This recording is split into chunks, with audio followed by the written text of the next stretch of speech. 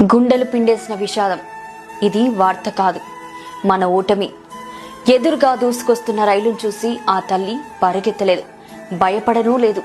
చివరి క్షణాల్లో తన ఇద్దరు పిల్లలను గట్టిగా హత్తుకుంది. ఆ హత్తుకోవడమే ఆ తల్లి చెప్పిన చివరి మాట. మీరు లేకుండా నేను లేను. అంతే, క్షణాల్లోనే ఆ ముగ్గురు విగత జీవులయ్యారు. ఈ దారుణ ఘటన గట్కేసర్ చర్లపల్లి రైల్వే స్టేషన్ మధ్య చోటు చేసుకుంది. నగరాన్ని మొత్తం విషాదంలో ముంచేసింది. బోడుప్పల్కి చెందిన పిన్నిటి విజయశాంతి వృత్తిరీత్యా సాఫ్ట్వేర్ ఇంజనీర్. నెలకి ₹1,00,000 పైగా జీతం. కూతురు చేతనారెడ్డి ఇంటర్మీడియట్ సెకండ్ ఇయర్. కుమారుడు Vishal Reddy intermediate first year. చదువులు బాగా సాగుతున్నాయి, ఆర్థిక ఇబ్బందులు లేవు. బయట చూసే వాళ్ళకి ఇది ఓ పర్ఫెక్ట్ ఫ్యామిలీ.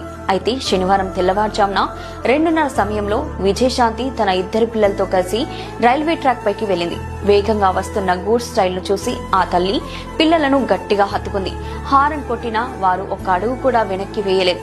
ఈ దృశ్యాన్ని చూసిన లోక్ పైలట్ పోలీసులకు సమాచారం అందించగా ఆ మాటలు విన్న వారికి కన్నీరు ఆగలేదు.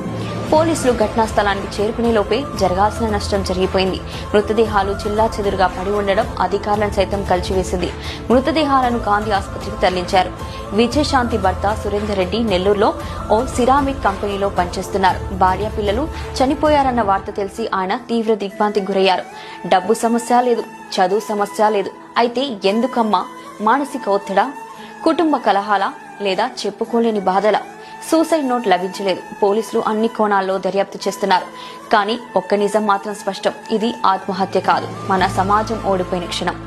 బయట నవ్వుతూ కనిపించే వాళ్ళలో లోపల ఎంత తుఫాన్ నడుస్తుందో మనకు అర్థం కావడం లేదు.